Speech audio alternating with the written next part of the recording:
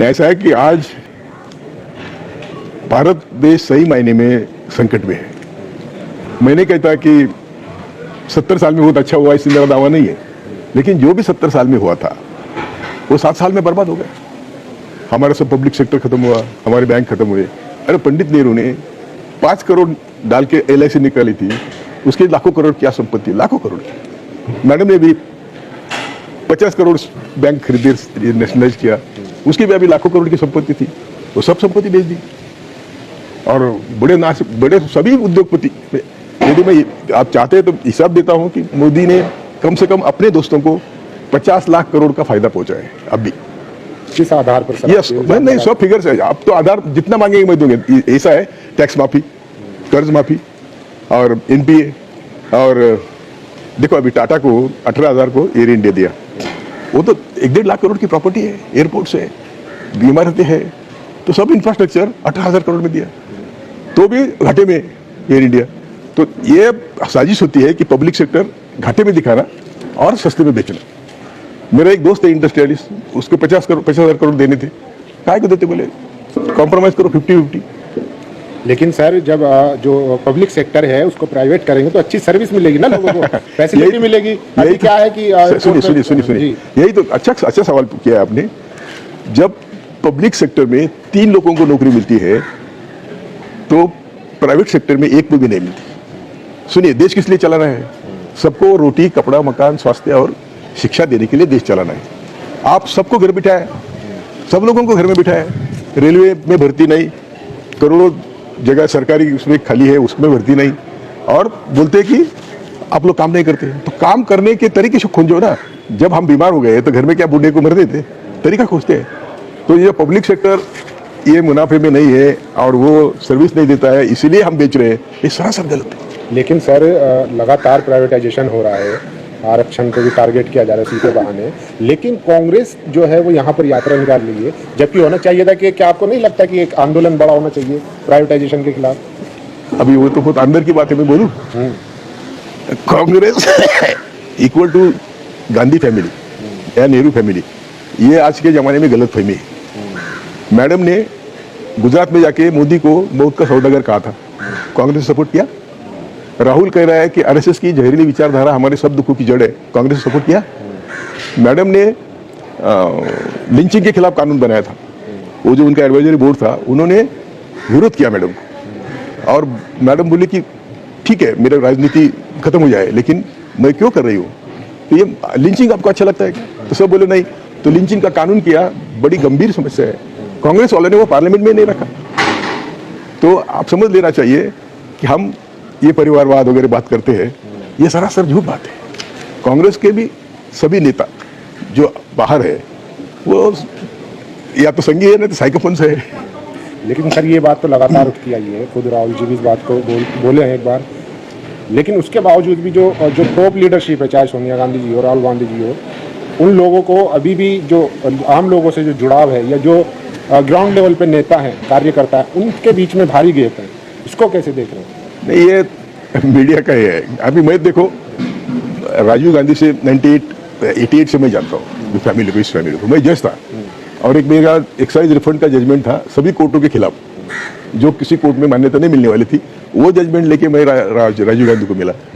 मैंने देखो देश के हजारों करोड़ रुपए बच सकते हैं, ये मेरा जजमेंट फॉलो किया था। उसने देखा और फाइनेंस मिनिस्टर को बोला ये सब पेमेंट्स टेक करो और ये कानून बनाओ जैसा आप कहते हो, उसका कानून बनाया। तो ये जो करने की चाह होती है तो वो एक अलग बात होती है, और उसने किया। फाइनेंस मिनिस्टर को मिले तो बोले कैपिटलिस्ट को, पूंजीवाद को हाथ लगाने मैं नहीं करूंगा, आप PM से लाओ। PM ने 1 मिनट में कुछ सोचा ही नहीं कि पूंजीवादियों के खिलाफ है कि कुछ नहीं करो।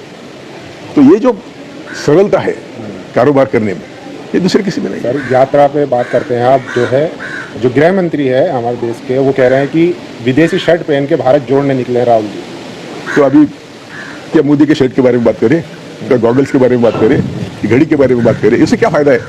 देखो ये क्या मुद्दा हो गया, क्या ये मुद्दा हो गया। और वैसे वो गांधी फैमिली, नेहरू फैमिली ने अपना सब कुछ देश को दिया है, ये तो इतिहास है। और इतने भी कितने भी इन्होंने पैसे खाया भी, तो वो जो इलाहाबाद की प्रॉपर्टी कांग्रेस को दी उस जमाने में, उसकी कीमत हो ही नहीं सकती। तो मैं इसका मतलब इन्होंने करप्शन करना ऐसा मेरा दावा नहीं है, लेकिन जो कुछ छुटपुट या लोग करते हैं, करप्ट, दो करप्शन के दो रीते। कांग्रेस के लोग नेता सब अपना घर भरते हैं करप्शन करके, मोदी करप्शन करके संघ का घर भरता है, यानी उनका करप्शन इंस्टीट्यूशनलाइज्ड है और सभी संविधानिक संस्थाएं। मैं तो कहता हूं कि आईबी का प्रमुख, एक वैद्य फैमिली का एक भाई आईबी का प्रमुख होता है, दूसरा भाई आरएसएस का प्रमुख होता है और तीसरा सब लंबे कोई दूर का भाई होगा लेकिन वो मिलिट्री का प्रमुख होता है। तो देश कौन चलाता है? जब करकरे ने इनके सब पोल खोल दी आरएसएस की, तो मनमोहन सिंह ने उनको बुलाया कि तुम क्यों इनके साधु के पीछे पड़े हो, तो उन्होंने सब रिकॉर्ड दिया। वो सब रिकॉर्ड देके मनमोहन सिंह का एडवाइजर नारायणन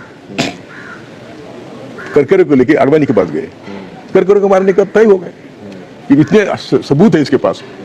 महात्मा गांधी के मर्डर में भी इतने सबूत नहीं थे, इतने सबूत जैसे 18 बम स्फोट वगैरह में थे। तो उन्होंने क्या किया, बाबरी मस्जिद ढाई। हेमंत करकरे की बात कर रहे हैं? हाँ, मैं इतना ही बोलता हूँ कि उन्होंने एक तय किया कि हम बाबरी मस्जिद गिराए कुछ होता नहीं, हम गोधरा किया कुछ होता नहीं, हम गुजरात किया कुछ होता नहीं। जो भी करते गए उनको सब उसका फायदा मिलता जो होते गए। तो लॉ कानून, जिस सुप्रीम कोर्ट के स्टे का उल्लंघन करके उन्होंने बाबरी मस्जिद ढाई थी, तो भी उनको ही रिलीफ मिली। तो मैं अभी सबको बोल रहा हूँ कि रिलीफ सब तो उनको ही मिलेगी। मैं जुडिशरी में था, मेरे ब्रदर जजेस के घर में गोलवलकर की फोटो थी, और जब हम बेंच पे बैठे थे तो अनवांटेड थिंग्स मुसलमानों के बारे में बोलते थे जजेस, तो क्या न्याय देंगे? मैंने कहा हम ईश्वर के बराबर है, हम कैसे ऐसी बात कर सकते? तो यानी जुडिशरी हमारी नहीं, ब्यूरोक्रेसी हमारी नहीं, आईबी सीबीआई हमारी नहीं, यानी जनता की। तो कौन कारोबार करता है? कारोबार तो अप्रत्यक्ष रूपया आरएसएस करता है। सर, आप एक फॉर्मर जस्टिस है, अभी जो अदालतों का रवैया है उसको कैसे? मैं देख रहा हूँ ना, वही तो बोल रहा हूँ। मैंने तो ओपनली कहा जाओ मुझे जेल भेजना चाहे तो। Court is doing executive job, court अभी सरकार का काम कर रही है, तो कहाँ जाएंगे हम लोग? अभी देखो, आज ही चीफ जस्टिस ऑफ इंडिया का फंक्शन है महाराष्ट्र में, महाराष्ट्र गवर्नमेंट ने लिया है, और महाराष्ट्र गवर्नमेंट के खिलाफ पिटीशन चीफ जस्टिस के सामने है। क्या कोई पसंद करेगा जाना और उनके सामने पिटीशन कर? तो इसलिए मैं कहता हूं कि हमारे जैसे बुजुर्ग घर में मर के सड़कें मरने के बजाय, हम नहीं कहते कि ये सब लोग हरिश्चंद्र बाकी के, राजनीति में चोरी होती है, परंतु तो भी देश खड़ा किया था, वो खत्म हो गया, तो हम इसलिए बाहर हैं। सर, ये भारत जोड़ो यात्रा से आप काफ़ी एक्सपीरियंसर है, आपने इंदिरा गांधी को भी देखा है, राजीव गांधी जी को भी देखा है, क्या लगता है कि कुछ फायदा होगा इससे कांग्रेस को, जबकि ये डिजिटल जमाना है? नहीं, डिजिटल जमाना भी कोई बात नहीं, लेकिन यदि ये सिंसियरली हो जाता है जैसा चल रहा है 4 दिन, यदि वो आखिर तक होता है तो फायदा होने वाला।